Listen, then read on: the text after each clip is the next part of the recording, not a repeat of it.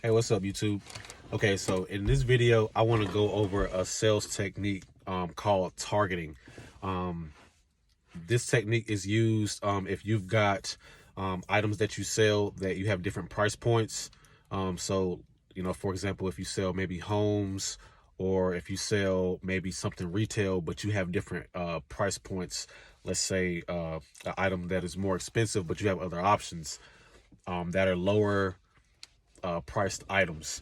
Okay, so what you want to do is you always want to, of course, first start out with finding out why the customer is there, finding out what the customer is looking for specifically, and even more specifically, what problem are they trying to fix, or what need they have for your product or service. So I'm going to use maybe a house as an example, or a car as an example. Or I guess you could apply this to like retail as well. So if you work in like maybe a clothing store or a shoe store, something like that, where you have options as to what you're going to be selling, but you need to understand the customer and actually what they're looking for.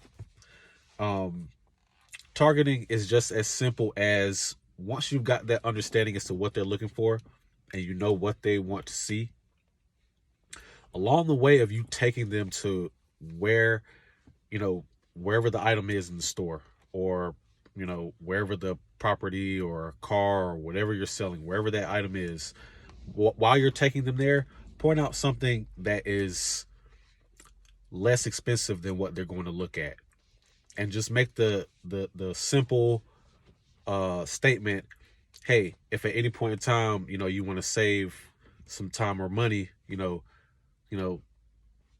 possibly consider this one, or that's something that could help you save a little bit of money if you're interested. And then proceed to wherever you're going, take them to where to what they want to see. um because if you're selling a home and they say we need to have a 2 bedroom, you know it's got to have a certain number of bathrooms. You might have another house that might be a little bit less expensive that you could send them along with the information that they requested. You know what I mean?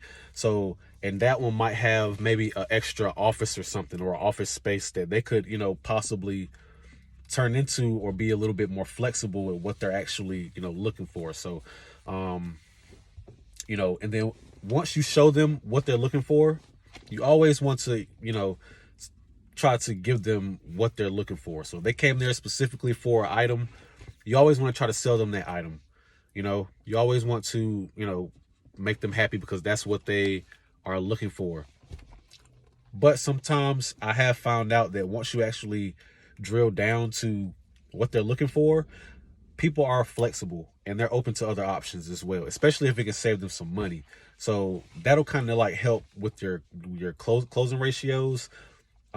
Just along the way of you showing them, or you taking them to wherever you have to take them to show them what they're coming to look for, point out something that's a little bit less expensive that could still, fit those needs of what they're looking for. That way, when you do go ask for the business, um, you know, and then you try to overcome an objection, and then, you try to ask for the business again. If they still say no, you always do have that third time that you can ask for the business. Well, hey, what about that other house that I sent you, in the email, or that other car that I showed you while, we were driving up here or walking up here.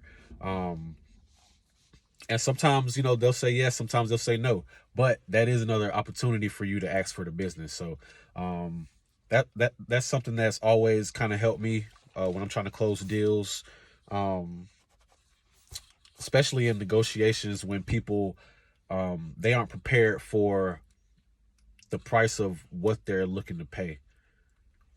Like when they're looking to pay for something, they expect for the price to be one thing, and sometimes it's higher than what they really think it is. So once you show them, hey, it actually costs this to own this, after all of your maintenance fees or taxes, title, or closing costs, or delivery fees and all that.